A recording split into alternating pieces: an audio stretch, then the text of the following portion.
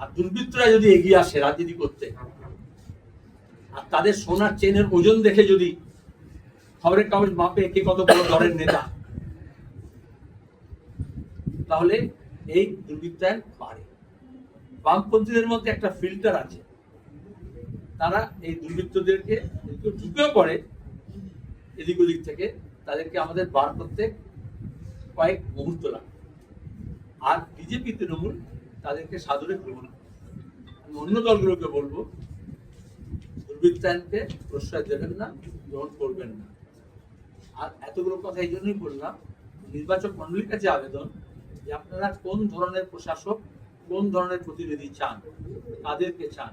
মানুষ হচ্ছে সবচেয়ে বড় বিচারক, তারাই বিচার করবে। মানি, মাসল পাওয়ার, মিডিয়া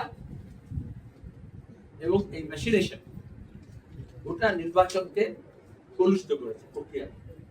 সেখানে দাঁড়িয়ে একসঙ্গে মানি পাওয়ার, মিডিয়া পাওয়ার, আমি একবার দিলাম মাসল পাওয়ার, এবং এই যে মেশিনেশন, এই যে ইসিআই থেকে আরম্ভ করে একদম ভোট গণনা কেন্দ্র পর্যন্ত, আর এই যে আইপ্যাকের মতো সব মাফিয়া গ্যাং, যারা এই গণতন্ত্রের প্রক্রিয়াকে শেষ করছে, তাদের সম্পর্কে আমাদের সাবধান হতে হবে এবং লড়াই চালাতে হবে।